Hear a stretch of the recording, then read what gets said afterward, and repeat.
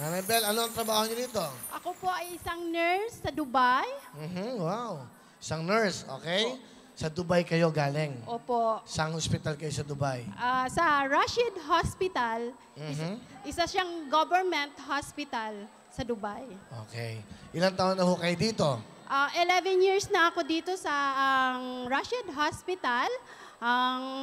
Sa trabaho kong ito ang naging bread and butter ng aking pamilya. Nakapagpatapos ako ng 2 kong kapatid.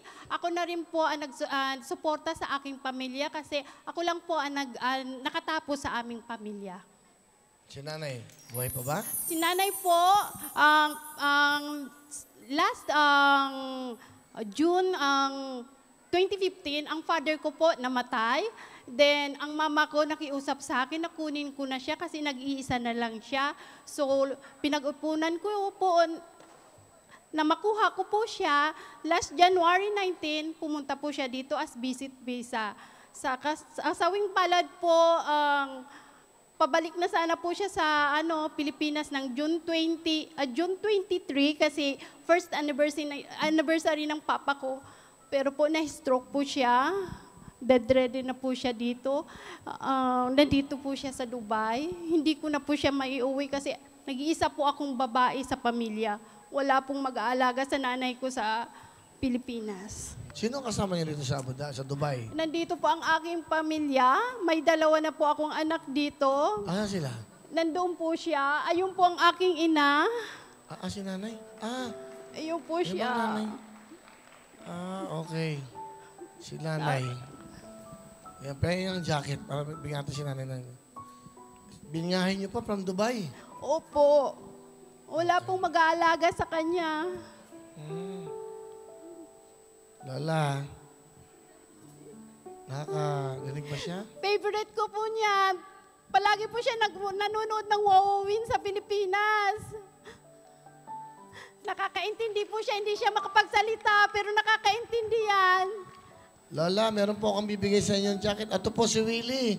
Ako po, yung pinapanood niyo sa Pilipinas. Wowowin. May dilat siya eh. Lola, ito po.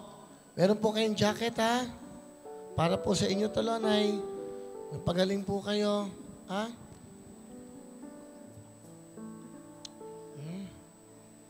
Sana maging asin. Magpagaling po kayo. Ikaw yung asawa? Ano gusto mo sabihin sa asawa mo?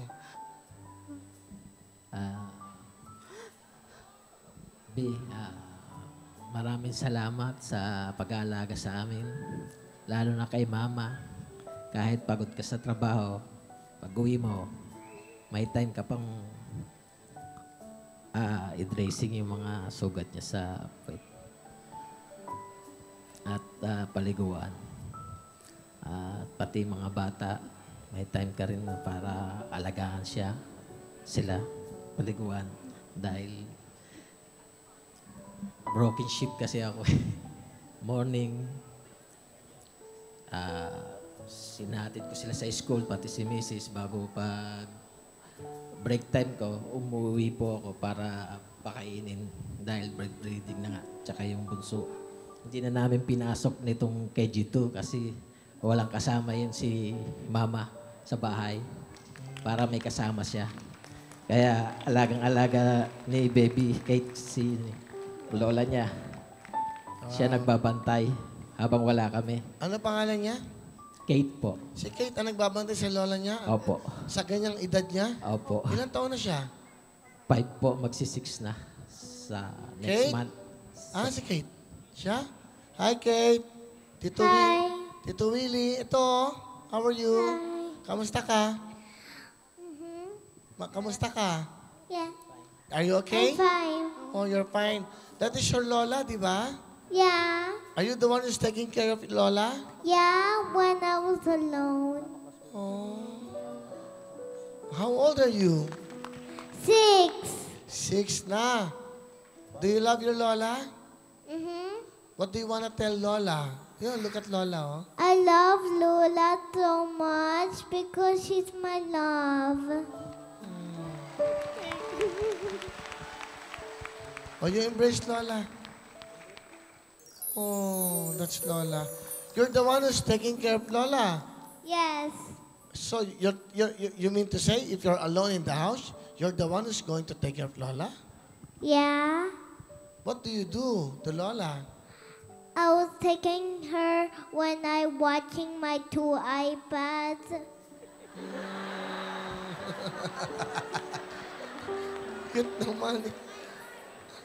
Are you going to take care of your mommy? You're saucy, huh? You're so saucy. Small girl. Your 2 iPads, huh? Yeah. You always... I have a big iPad and a small iPad. Wow, you're so rich. That's so nice. You are so rich. What do you watch in your iPads? Wawa Wings. Oh. Iyak naman ako sa batang to. Smart girl, huh? Wow, only 6 years old. You're so smart. And you're so nice taking care of Lola. Yeah. That's Lola, oh. Lola. Lola, speak a little bit.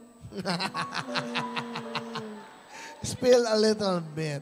Speak a little bit. Lola, ito po ako, si Willie. Yung pinapanood niyo po sa Pilipinas. He said, I don't know what he's saying. No, she's just looking, oh. Come here, come here.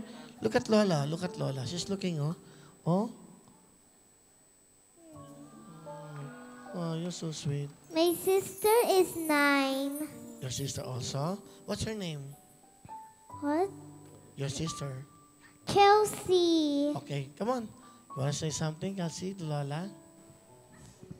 Lola, I hope you're okay already and we will be together again with mommy, daddy, and our family.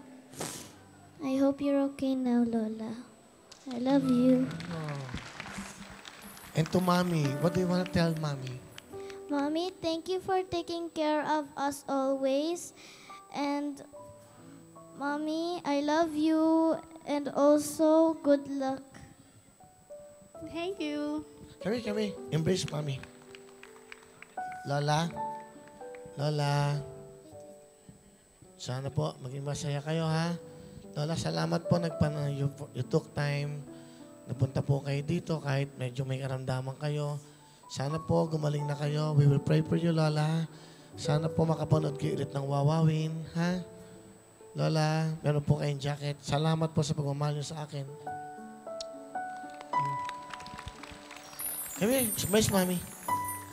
Come here. Come here. You love Lola. Of course, you love Mommy. There's Mommy. Go.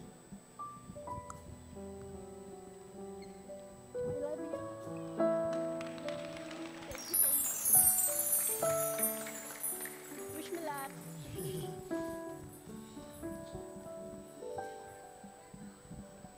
Nakakaluha na ba ito? Sarap ng feeling ng ganyan, no? It is an inspiration. This family is an inspiration. Palapakan po natin sila. Ano ba ang pwede kong maitulong sa inyo? Ang gusto ko po sanang mapatherapy ang mama ko. Sa totoo lang po, hindi siya nakaano ng therapy kasi nga po, wala po siyang insurance dito. Okay, sige. Ito galing sa puso ko at natutuwa ako sa mga anak mo. Sobra. Salamat po. Sana makatulong. Magbibigay ako sa inyo ng $1,000. Thank you po. Maraming Para sa salamat therapy po. ni nanay. Penga, $1,000. Ito pong $1,000 to, meron po itong bagong lipunan. So sana magamit mo. Maraming Bibiro salamat. lang. God bless po. God Okay. bless. God bless talaga, Will. Sana makatulong yan sa inyo. You are so blessed talaga. I'm so blessed. Kaya I want to share my blessings sa lahat ng katulad nyo. Salamat. So itong perang ito, $1,000 para sa pangangailangan ni nanay, ha? Sana makatulong to sa inyo. Salamat. Maraming salamat. Maraming salamat po talaga. Okay? Hindi naman ganong, ano yan, siyempre kahit pa paano makatulong sa inyo. Matuloy lang yung therapy ni nanay. Opo, maraming salamat po.